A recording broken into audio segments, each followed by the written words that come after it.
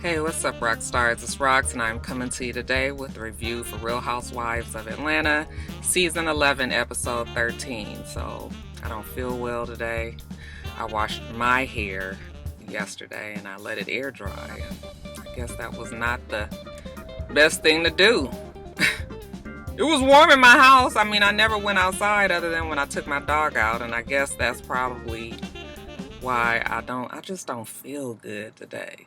Okay, on top of that, Joe's school, his financial aid department, they are fucking fixing to run my pressure so high. It'd be the stupidest mistakes. I swear if I don't stay on top of it. I mean, it ain't no telling what they would have going on with my po child's account. Nigga just don't feel good today. On top of that, I dyed my hair and you can see the dye on my head, so it looks like I don't know what the fuck it looks like. I don't like the way that looks there, so I'm gonna have to do something about this the lace situation here. I know it's fucked up there. Oh god. Let's get to it, shall we? Alright, you guys, so the show opens with Nene and Tanya arguing. Okay. Nene is trying to make it clear to Tanya that she don't give a fuck about her relationship. She was not saying that she wasn't going to get married to Paul. Tanya is upset about it. Like, why are you wishing bad on my relationship? Nene said, listen, I didn't have y'all on my radar. I wasn't thinking shit about you. I was just saying, I've been married 19, 20, 21 years. Okay. I take love very seriously. I mean, it was such an argument that didn't need to happen. Okay, Tanya get to crying. And I will admit that I felt like she was being extra, but I'm also saying, Nene, why are you getting this upset? Like, why are you this mad? Okay, all you got to do is be like, girl, I wasn't trying to be shady on your relationship. I mean, just explain it and let that be that. But all this yelling and screaming at the girl, and then for you to write it off as you being, stressed because you have a lot on your shoulders right now. Listen, we all want Greg to pull through, and I'm sure it's not easy.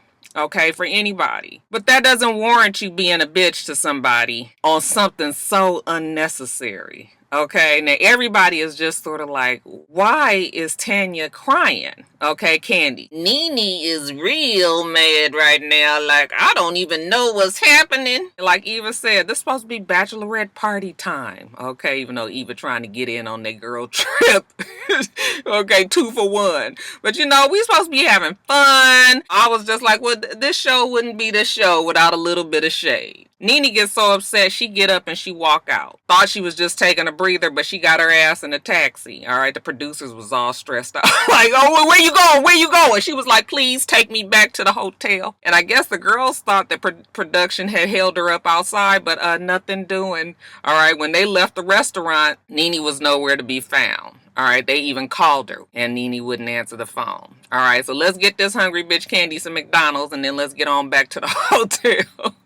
Now, we on the bus. Tanya is still trying to explain her case with why she was trying to, be clear with Nene. She felt like Nene was being negative about her relationship again. Tanya obviously is not used to being around women that pick at you, might say some slick shit, okay? Don't know how to brush it off her shoulder. She green. But like Candy said, girl, you are going to have to get some thick skin if you want to be around these girls. Taking it back to the hotel, everybody relax. Eva tells them, we gonna go to the red light district tonight. Oh, what you say? Okay, Shamari's like, so now what do we wear at the red light district? Is it casual? Is it sexy? Thinking to myself, everything that Eva wears is fucking casual. Did you see what she wore to Andy's baby shower? I'm like, the one time that you could really slay. All right, show up with all of these housewives that are just so fabulous. All right, even the ones that aren't fabulous was fabulous that day. And then you show up in some fucking jeans and a t-shirt like you going to the homegirl's house, to have a drink and watch TV. I was so annoyed. so annoyed. She's such a beautiful girl. She has a nice shape. Okay, why not showcase it sometimes? Like, that was the one time that you could have just blew that shit out the water. I'm getting so off track. But every time I look at them pictures of her with these damn jeans on from H&M and this damn button-down shirt from Express, I can't.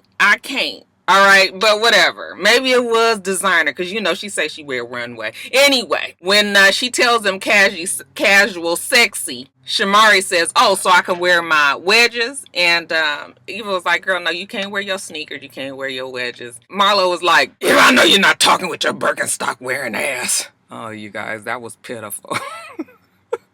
I don't feel...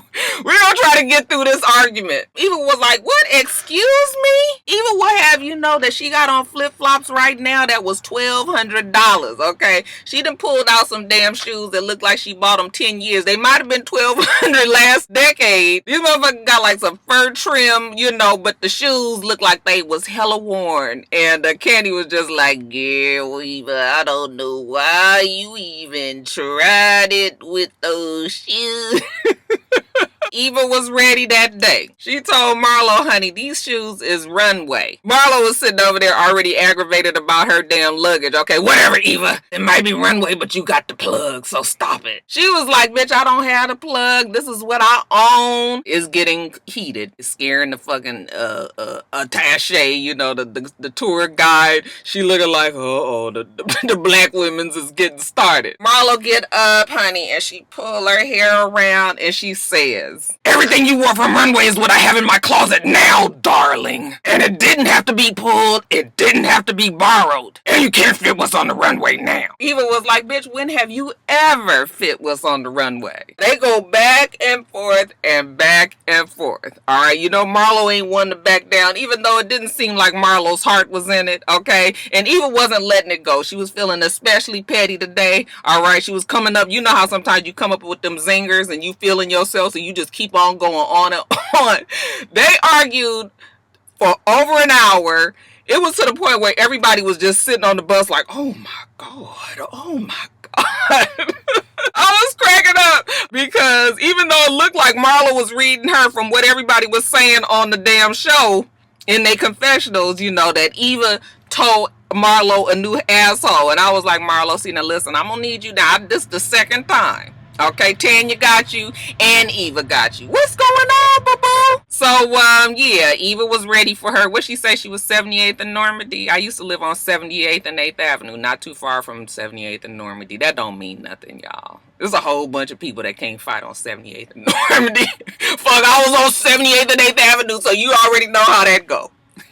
So they get back to the hotel and they got to go check on Nene. Okay, I guess Nene is telling them that she don't want to talk to everybody. All right, Marlo, oh, you only want to talk to me and Cynthia? Well, it doesn't seem like it because Nene never opens her door, you know, and Marlo's telling her how they gonna make everybody go away, but they actually all walk away. I'll just remember when Eva said that her wig was hit. I was cracking up because I was like, girl, I know how it goes. Child is lace in the front is killing me. Anyway, everybody goes off to their rooms, I guess, to get ready for the red light district.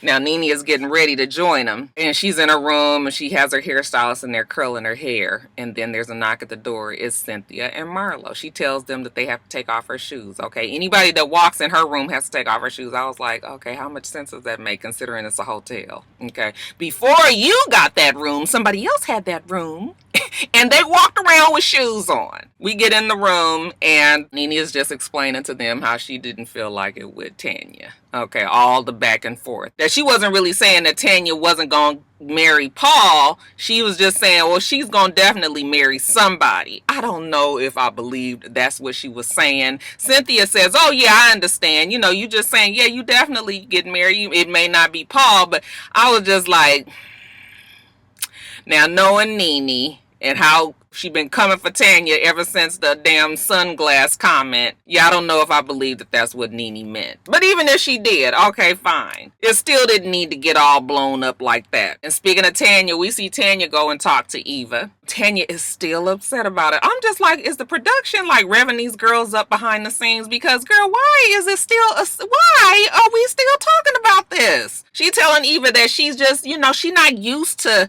being talked to like that. Like, Nene yelled at her, like, I don't give a fuck about your relationship. Like, that hurt her feelings. Again, you know what your relationship is with, like, Paul, so I'm tired of the conversation. Now, back at Nene's, Cynthia's telling Nene how Marlo and Eva got into it. And how basically Marlo lost that fight. Okay, like I said, Marlo, I don't know what was going on. Maybe baby girl was just thrown off because she didn't have her clothes. All right, but when we see Eva talking to Tanya, and she just says Marlo is not fashionable, though, okay, and that Marlo, probably is just jealous that she can be so effortlessly fashionable. I said, girl, now slow your roll. Now, we just gave you that whole argument. We let you take the win on that one, and now you trying to sit up here and say that you fashionable and Marlo is jealous of you and your fashions. Nobody is jealous of Eva's fashions. Okay, now I don't think Eva be looking bad, but I just feel like she's super casual, that hobo chic. Okay, that it fits her. She's always been that way, so it's not nothing new.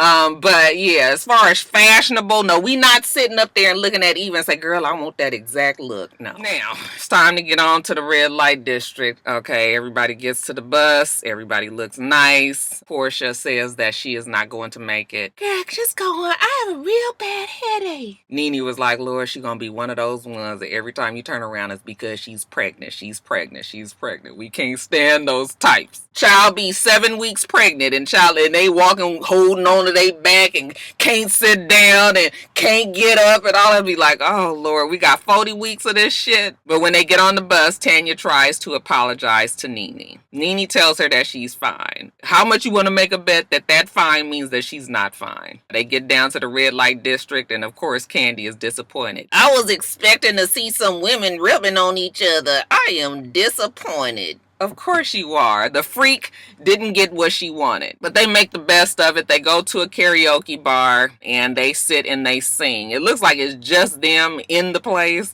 I don't know if they had a private room or whatever. But it was enough to get everybody to loosen back up, sing. Okay, they even brought out I try so very hard to keep the love alive, but if you don't want to meet me halfway, then the love will surely die.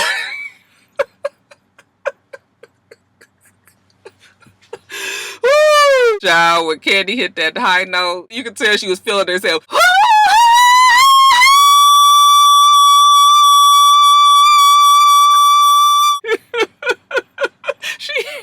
She held on to that note so long. I said, Candy, you had to show out because you got beat by Shamari at the damn Destin trip. Wasn't that the perfect song to sing with everybody? Y'all can thank me, ladies. So I guess, what, the girls are back on track. We all friends again.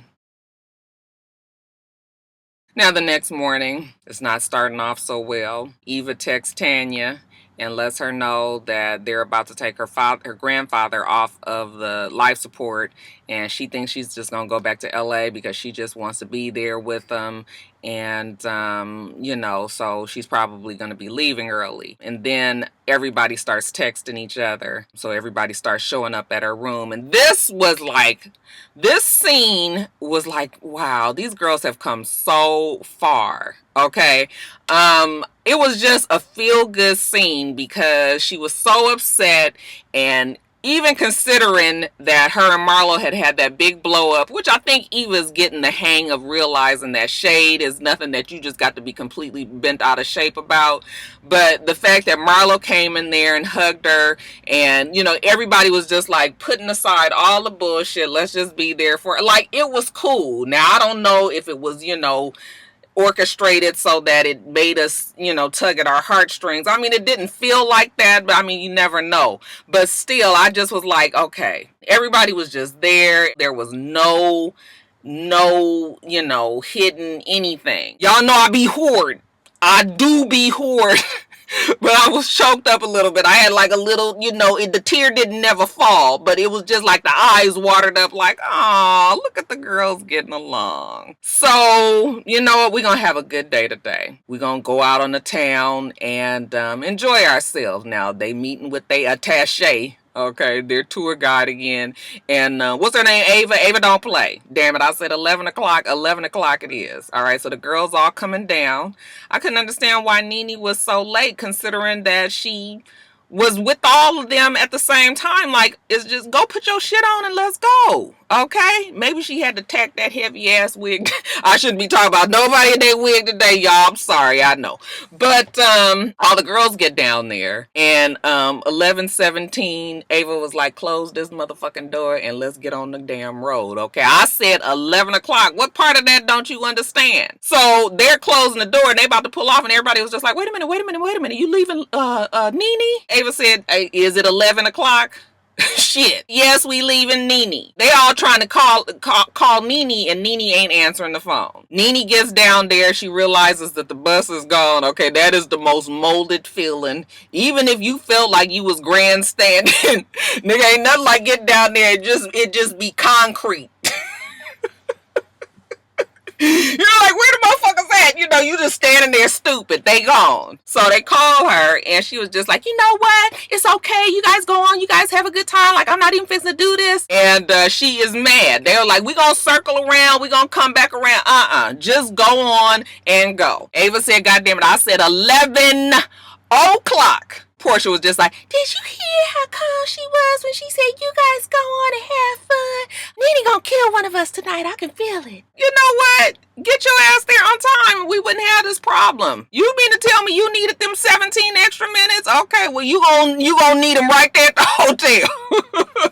Nene goes back up to her room and she's trying to reach Greg. Production coming there again. And she was just like, get out of my room, please. Okay, I'm going to lay right here. She trying to call Greg. Greg ain't answering the phone, so she getting upset. She said, you know what, fuck him. I'm just going to put him on block. They was having their own argument and drama going on, which is probably why she was even late coming down to begin with. All right, but fine. You got a show to fucking do. My patience is running real thin with Nene right now.